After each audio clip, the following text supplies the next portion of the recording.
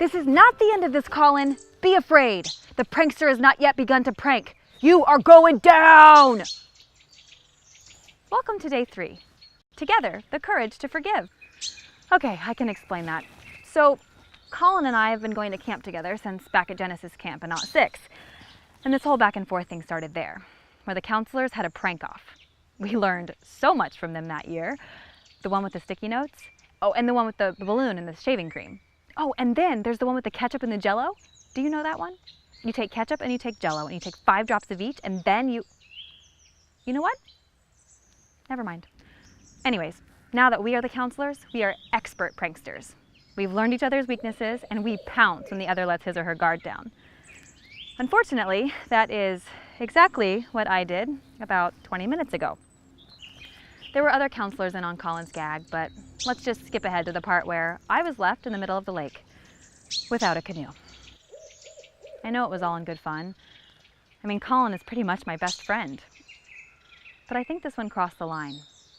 I think maybe this year it's time to lay down the duct tape and call a truce. My feelings are hurt. And one camper even said to me, "That's bullying behavior. You guys would get ISS if you did that at my school." Yeah, probably too far. I think it's really important as counselors to show the kids what it means to live in Christ's peace, to love one another and all that. I mean, here we are telling them the story of Joseph and his brothers and how forgiveness helps build community.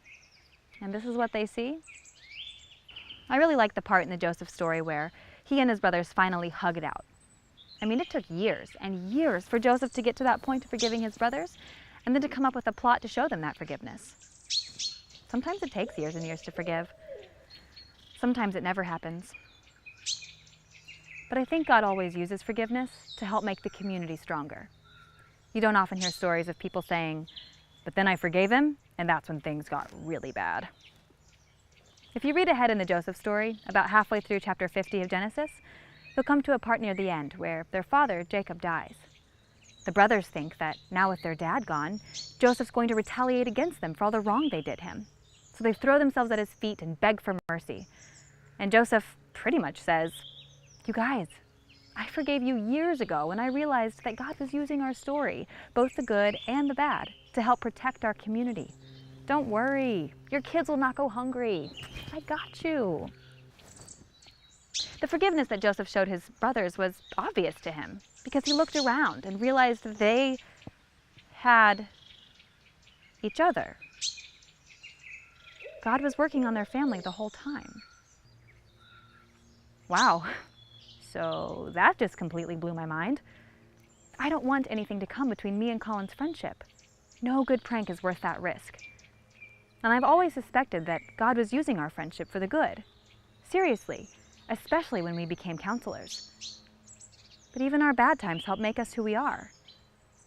And now I'm beginning to think that God is working in our friendship, like right now.